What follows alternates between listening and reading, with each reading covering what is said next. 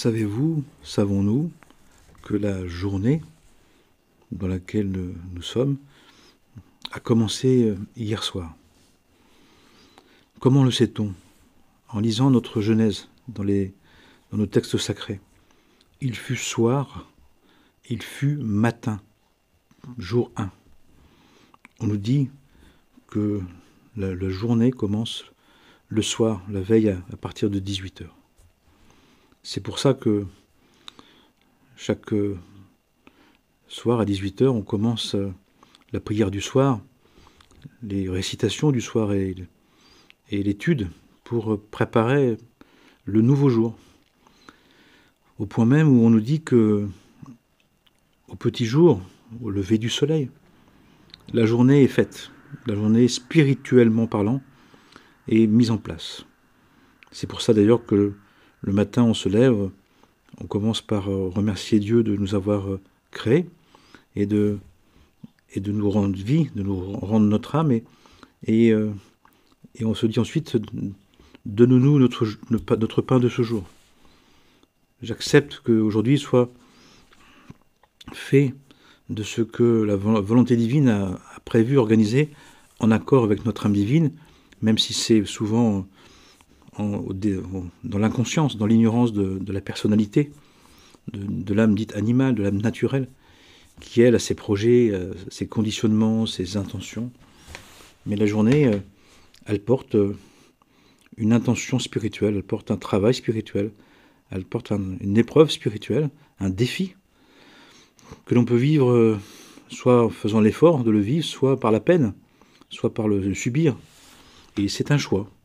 Bien évidemment, si on le sait pas, on ne peut pas comprendre et on peut avoir l'impression que justement ce qui a été prévu de bien pour notre âme divine, pour évoluer, pour grandir, puisqu'il y a un ordre divin, il y a une ordonnance divine, nous sommes là pour croître, nous sommes là pour nous améliorer, pour progresser. On ne peut pas stagner. On peut soit avancer, soit reculer, mais pas stagner. Ça, c'est pas possible. Même si parfois on fait des pauses. Mais la pause doit nous permettre de nous faire repartir, de nous relever. On tombe à terre et c'est pour se relever et continuer. Dans tous les cas, mon propos d'aujourd'hui, c'est de dire et de rappeler, peut-être d'informer les personnes, que une journée, spirituellement parlant, commence la veille au soir. C'est-à-dire que chaque soir, à partir de 18h, on doit se tourner vers la nouvelle journée. En commençant par quoi, à partir de 18h? C'est de faire le bilan de la journée, de faire la synthèse, la récapitulation. Qu'est-ce qui s'est passé? Qu'est-ce que j'ai découvert? Quel défi j'ai remporté? Quel défi, pour l'instant, j'ai échoué? Qu'est-ce que la journée m'a appris? En quoi je me suis amélioré? En quoi j'ai compris des choses? Qu'est-ce que j'ai mis à jour de mon bon penchant et de mon mauvais penchant? Pour faire en sorte, justement, ensuite, de rentrer dans la préparation de la nouvelle journée. Et quand on dit le proverbe qui dit on se lève comme on s'est couché, on peut comprendre mieux. C'est-à-dire que si je me suis couché dans un état d'impréparation, la journée va être surtout ce que j'ai prévu, et si ça marche, je serai très très content. Si c'est pas ça, je vais être sans doute contrarié, ou voire très contrarié. Mais si je prépare ma journée, si je sais que j'ai à la préparer suffisamment pour ne serait-ce que déjà d'envisager que cette journée, elle porte une part de mon projet spirituel. Elle porte une part de notre projet divin, et que ça se passera, puisque c'est organisé, puisque c'est prévu. Et encore une fois, là, notre libre arbitre, c'est pas de changer ce qui est prévu, c'est de faire avec.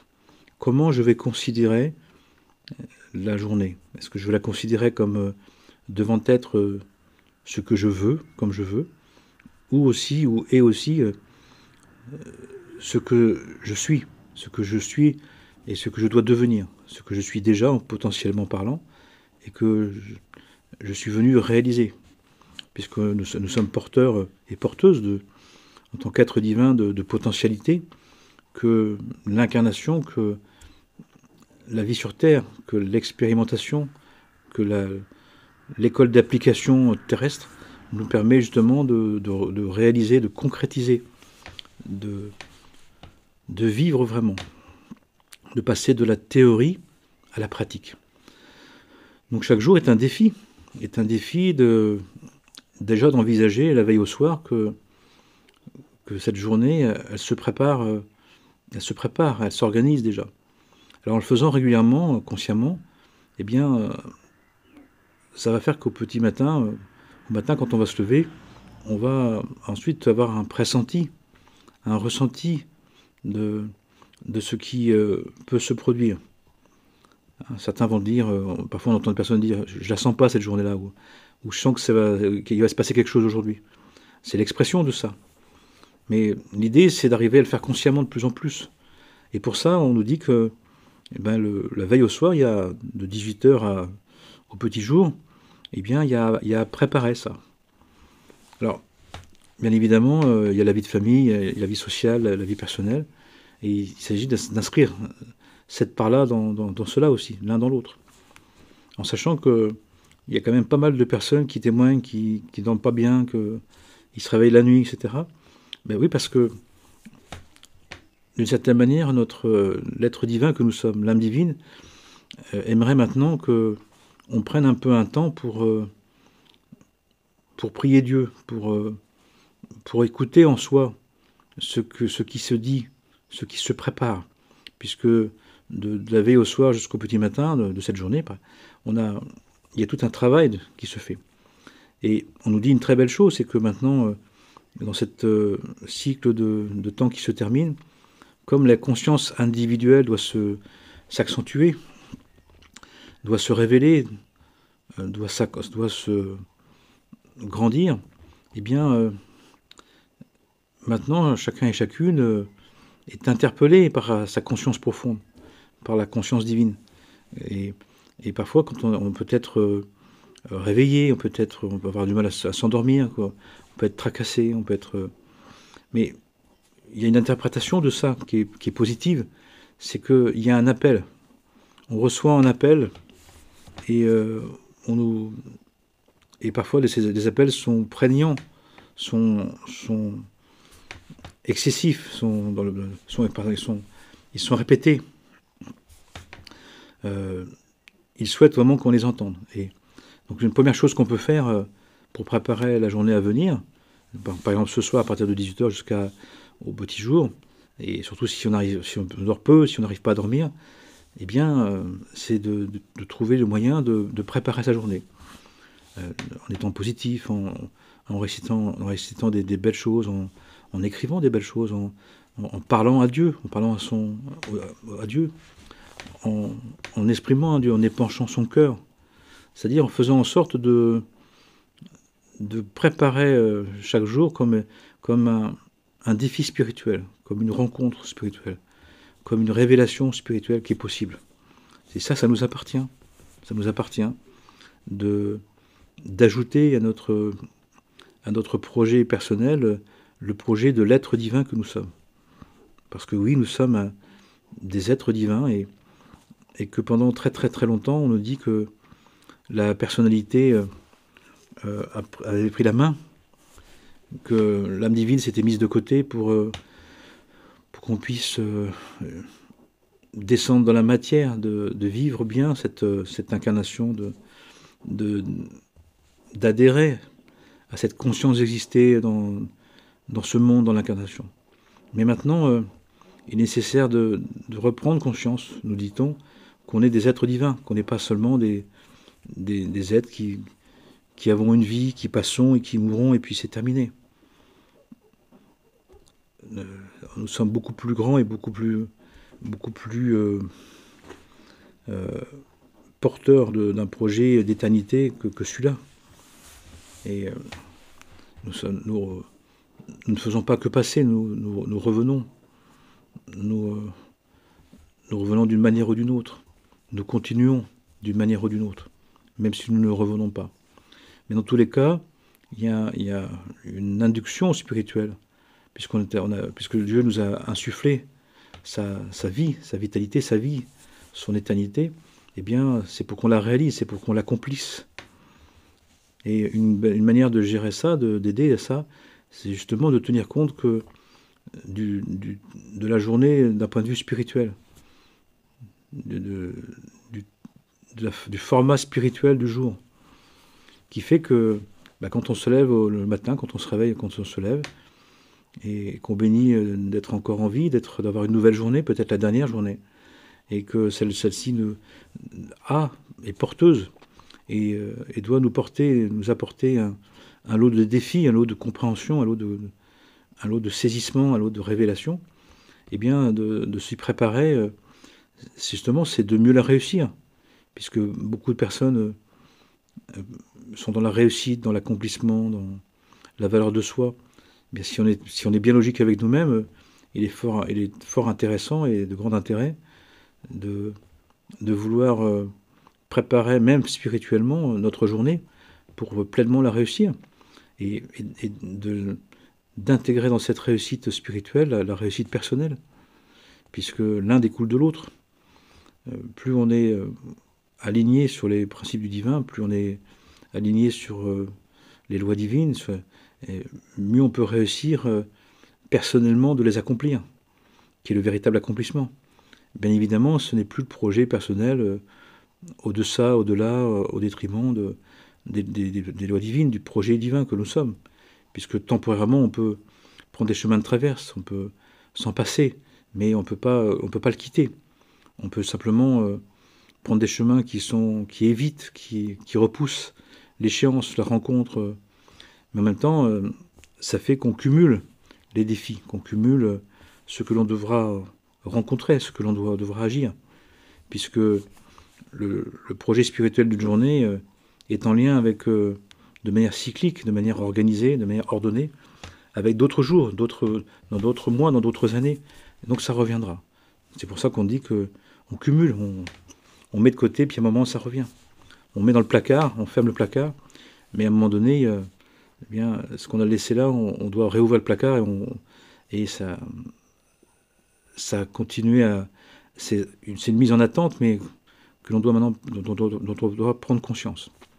Je dis ça pourquoi? Parce qu'on nous dit que dans l'état actuel du monde, du temps spirituel du monde, on aurait collectivement et individuellement mis pas mal de choses de côté, plus ou moins de choses de côté, et que le cumul de ce qu'on a mis de côté, ce qu'on n'a pas voulu voir, ce qu'on n'a plus voulu voir, ce qu'on n'a pas voulu voir encore, eh bien, est en attente, et que maintenant il y a une nécessité, une importance de traiter tout ça, d'accueillir ce qu'on a pu pendant un certain temps, parce qu'il le fallait, sans doute, parce que parfois pour survivre, il faut mettre des choses de côté, des trop grandes douleurs, des trop grandes souffrances, des trop grandes incompréhensions, mais ça doit être temporaire.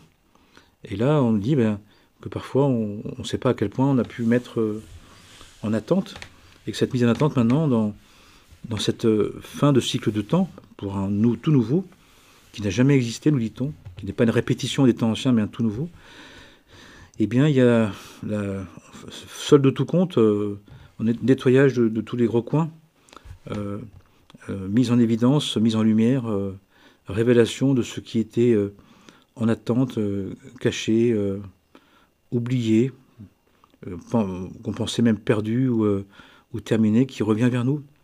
Et donc, une des manières de gérer ça, de gérer, on va dire, de manière plus équilibrée, plus proportionnée, eh bien, c'est justement de savoir que l'organisation, que la journée, qu'une 24 heures est organisée spirituellement.